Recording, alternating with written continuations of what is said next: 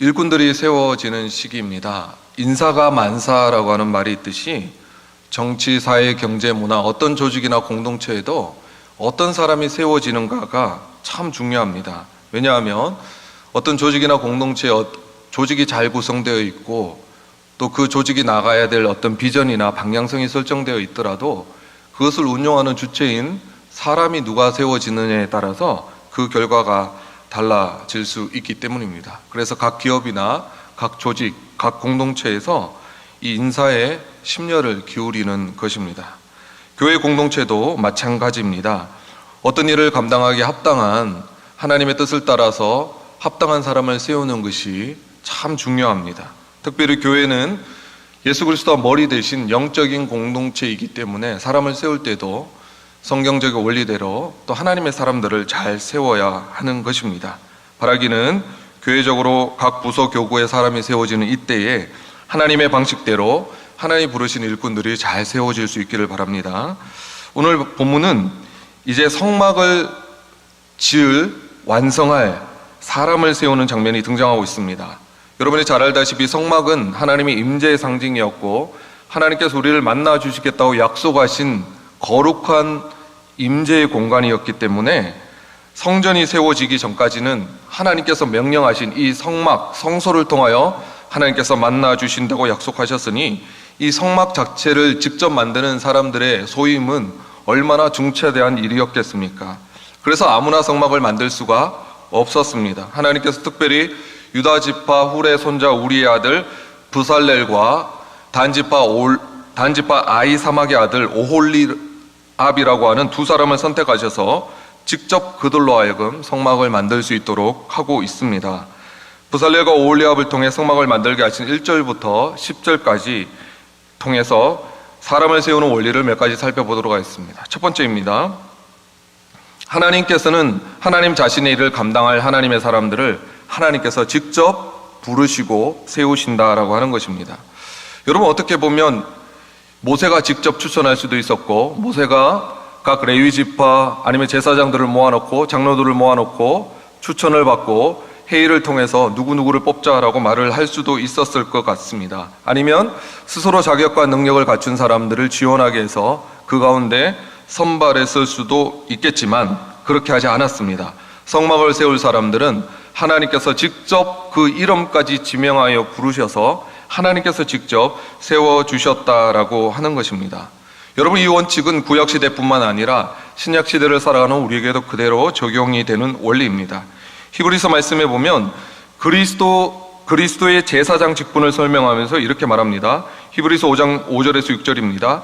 이와 같이 그리스도께서 대제사장 되심도 스스로 영광을 취하심이 아니요 오직 말씀하신 이가 그에게 이르시되 너는 내 아들이니 내가 오늘 너를 낳았다 하셨고 이와 같이 네가 영원히 멜기세덱의 반차를 따르는 대제사장이라. 하나님의 아들이신 메시아신 예수님도 스스로 제사장 직분을 감당하신 것이 아니라 하나님께서 그 직분을 허락하셨고 세워주셨기에 그 직분을 감당하셨다고 말합니다. 사도 바울도 여러 서신에서 그 서신을 시작하면서 자신을 하나님의 뜻에 따라 사도 된 자라고 자신을 소개하고 있습니다.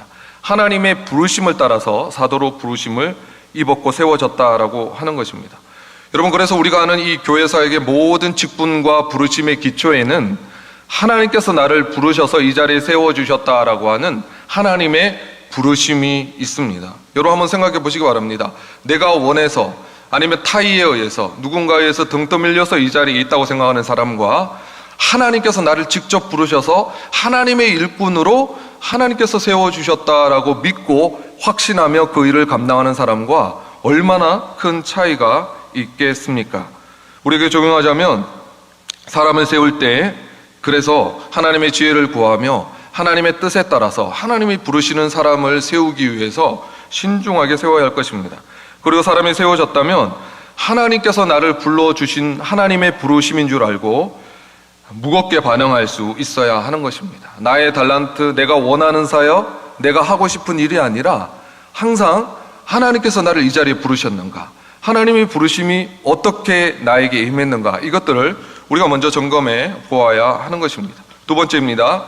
하나님께서 어떤 직분을 허락하여 주시고 하나님께서 불러주셨을 때는 하나님께서 그가 택한 그 종들을 친히 준비시켜 주신다라고 하는 것입니다.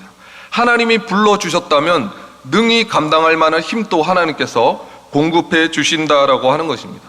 대책 없이 불러만 놓고 감당할 힘과 능력을 주시지 않는 그런 비인격적인 하나님이 아니시다라고 하는 것입니다. 그래서 사도 바울은 디모데전서 1장에서 이렇게 말합니다. 나를 능하게 하신 그리스도 예수 우리 주께 내가 감사함은 나를 충성되이 여겨 내게 직분을 맡기심이니. 우리를 죄에서 구원해 주신 것만도 감사한데 우리에게 사명을 주시고 직분을 허락하여 주시는데 우리는 충성된 자가 아니죠. 우리는 불충한 죄인입니다. 그러나 우리를 충성되이 여겨주시고 직분을 주시고 불러주셨을 뿐만 아니라 나를 능하게 하셨다 그러지 않습니까? 그 직분을 감당할 만한 힘과 능력을 주신다라고 하는 것입니다. 여러분, 흔히 자리가 사람을 만든다라고 하는 말이 있습니다. 그 자리에 가면 누구나 그 일을 감당할 수 있다는 것이 아니라 성경적으로 보면 우리가 어떤 직분과 사명을 감당할 때 처음부터 나는 이 직분과 사명을 감당하기에 충분한 능력과 재능이 있어라고 시작하는 사람이 누가 있겠습니까? 처음에는 두렵고 떨림으로 시작합니다. 내가 과연 이 사명을 감당할 만한 힘과 능력이 있을까? 두려움과 불안함이 있습니다. 그러나 하나님께서 그 직분을 주셨을 때 성령께서 은혜를 베풀어 주시고 모든 지혜를 주셔서 그 사명을 잘 감당하게 되었던 경험이 우리에게도 있는 것입니다. 좀 더 구체적으로 오늘 본문을 보면 하나님께서 그의 종들을 부르시면서 하나님의 영을 그들에게 충만하게 부어주셨다라고 표현하고 있습니다. 여러분, 부살렐과 오홀리압을 부르면서 그들이 어떤 교육을 받았는지, 그들이 가진 재능이 무엇이고 그들이 습득했던 기술이 무엇인지에 대해서는 먼저 설명하지 않습니다. 단 하나 언급합니다. 하나님의 영을 그들에게 충만하게 주신 그 결과로 지혜와 총명과 여러 가지 재주, 여러 가지 것들을 정교하게 연구할 수 있었고 그 기술이 부어졌다라고 설명하는 것입니다. 여러분, 성령이 부어지면, 성령이 충만하면 그 사람에게 지혜와 총명도 부어지는 것입니다. 하나님은 성령은 창조의 영이시기 때문에 가장 탁월한 영감과 창조적인 아이디어를 주시는 분이십니다. 그래서 예술의 영역, 과학의 영역, 학문의 영역에 있어서도 하나님의 영이 부어지면 가장 창의적인 아이디어와 탁월한 영감이 부어질 수 있는 것입니다. 제가 아는 한 과학자는 지금 한 대학의 교수로 가셨지만 그분이 사이언스지에 쓸릴 수 있는 학술지에 실리는 논문의 결정적인 아이디어를 연구실에서 책을 보다가 받은 것이 아니라 기도실에서 기도하다가 결정적으로 성령께서 영감을 주셔서 자신의 논문을 완성할 수 있었고 세계적인 권위의 학술지에 실릴 수 있었다라고 간증하는 것을 들어본 적이 있습니다. 여러분, 우리가 이 정치의 영역에서도 마찬가지입니다. 바벨론이라고 하는 세속국가의 상징이었던 바벨론에 살아가면서도 다니엘은 꿈과 계시로 성령으로 충만했고 하나님의 영이 부어진 사람이었기 때문에 왕이 3번이나 바뀜에도 불구하고 그는 여전히 총리로 중용되어서 쓰임받을 수 있었습니다. 그의 정치적 식견이 탁월했다거나 그가 지혜와 총명이 있어서가 아니라 하나님의 영이 따르는 사람이었기 때문에 그는 하루에 3번씩 예루살렘에 있는 성전을 위해서 기도하면서 하나님의 영이 부어진 사람이었기에 그 바벨론에 살아가면서도 그 성도됨의 정체성을 잃지 않고 쓰임받을 수 있었던 것입니다. 최근에 저는 우리 교구에서 악기로 유학을 떠나는 한 친구에게 이런 권면과 기도를 해준 적이 있습니다.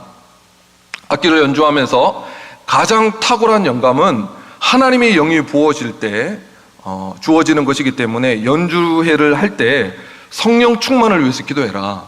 우리가 복음을 전하거나 선교를 할 때뿐만, 예배를 할 때만 성령이 부어지는 게 필요한 것이 아니라 너는 악기를 하는 연주자이기 때문에 악기 연주할 때 하나님의 영을 부어주십시오. 성령을 충만하게 하여 주셔서 하나님의 탁월한 영감이 부어져서 이 사명 잘 감당케 해 주십시오라고 기도하라고 권면해 준 적이 있습니다. 여러분, 우리는 직장인은 직장 생활을 잘하기 위해서 하나님의 영이 부어져야 될 필요가 있습니다. 학생은 학교에서 성령 충만하고 하나님의 영이 부어져서 하나님의 지혜와 계시의 영으로 총명으로 공부를 잘할 수가 있습니다. 하나님의 영은 우리의 삶의 일상의 영역에 있어서 가장 총명하고 가장 탁월하고 가장 전문성 있게 그 일을 감당하게 만들어 주시는 분이십니다. 세 번째입니다. 하나님께서 당신이 종들을 불러주시고 그 일을 어떻게 감당해야 될지 지명해 주십니다. 오늘 말씀해 보면 그들이 내가 네게 명령한 것을 다 만들게 할지니라 라고 말하고 있습니다. 여러분, 하나님께서 하나님의 종으로 오늘 본문에 보면 이 부살렐과 오홀리아 하나님께서 직접 세워주셨으니까 이제 하나님께서 나를 세워주셨으니 이제 그동안 내가 연마했던 기술과 재능과 나의 달란트와 재능을 사용해서 어떻게든 감당해야지, 그들의 경험과 그들의 지식과 기술을 사용하지 않았습니다. 그들의 하나님의 방법대로, 하나님이 알려주신 대로 어떻게 섬기느냐가 그들의 성공 여부를 결정하는 것입니다. 여러분, 우리가 주님께서 우리를 불러주셨을 때 우리가 섬길 때도 그 섬기는 방식도 우리가 얼마나 진정을 다해 섬기는가, 정성을 다해 섬기는 것보다 훨씬 더 중요한 것은 내가 섬기는 방식이 하나님이 지명하여 주신 하나님의 방식인가를 점검하는 것이 되어야 하는 것입니다. 부살렐과 오홀리압은 오직 하나님의 명을 받아서 하나님의 말씀의 진행 순서와 절차에 따라서 진행해야만 했던 것입니다. 그래서 여러분, 우리가 하나님의 일을 감당할 때는 불러주신 분도 하나님이지만 이제 내가 어떻게 하면 효율적인 결과가 나올 거야, 어떻게 하면 경영학적으로, 어떻게 하면 손쉽게 많은 사람에게 효율이라고 하는 가치가 아니라 효율보다 훨씬 더 중요한 가치가 있는데 그것이 무엇이냐면 바로 이것이 하나님의 방식인가, 하나님의 뜻인가라고 하는 것입니다. 왜냐하면 하나님 나라에서는 이 두 달란트 비유가 있지 않습니까? 5달란트 받은 사람이 5달란트를 남겼고 2달란트 받은 사람이 2달란트를 남겼습니다. 세상적으로 보면 남긴 결과가 다르기 때문에 다르게 평가받아야 될 것 같지만 주인은 동일한 평가를 하죠. 착하고 충성된 종아. 왜냐하면 하나님의 말씀대로 했다면 내 재능이 좀 부족할 수는 있습니다. 내가 연약할 수는 있습니다. 그러나 하나님께서는 많이 남긴 사람이나 작게 남긴 사람이나 하나님의 부르심에 따라서 하나님의 방식대로 섬겼다면 동일한 칭찬을 하시는 것입니다. 마지막으로 안식일 규정을 한 번만 살펴보고 말씀을 마무리하도록 하겠습니다. 사실 이제 24장부터 하나님께서 이 모세에게 시내산으로 불러오게 하셔서 40일 40주야를 있으면서 성막, 성소, 어떻게 하면 제사할지에 대해서 쭉 하시면서 가장 마지막에 다시 한번 안식일 계명을 주고 있습니다. 안식일 계명은 이미 십계명을 통해서 주셨음에도 불구하고 왜 또다시 안식일 계명을 주고 있을까요? 저는 여러 가지 의미가 있다고 생각합니다. 첫 번째는 이 안식일을 직접 안식을 가져올 수 있도록 이 모든 성막을 만드는 제사장들과 레위인들도 주님의 일을 감당한다고 해서 다른 사람이 영적 안식을 누릴 수 있도록 이끄는 인도자들도 그들에게도 안식이 필요함을 알려주시는 것이고요. 또 하나는 성막과 성소를 만들게 하시는 것이 결국 우리의 안식을 위해서라고 하는 사실을 다시 한번 확인시켜 준다라고 하는 것입니다.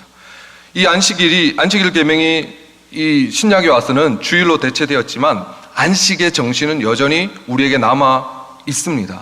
그래서 제가 저번 설교에도 말씀드렸지만 안식일에는 하나님께서 그 날을 구별하여 거룩하고 복되게 하셨기 때문에 두 가지만 해야 됩니다. 잘 쉬거나 잘 예배해야 합니다. 주일날 여러분이 잘 쉬거나 잘 예배하는 이 두 가지에 해당되지 않으면 그것은 하지 않으면 좋습니다. 여러분이 주일을 지키지 못할 정도로 내가 일을 하고 있다면 내가 창조의 질서와 섭리를 거스르면서까지 분주하게 일하고 있구나라고 생각하시면 되겠습니다. 기억하시기 바랍니다.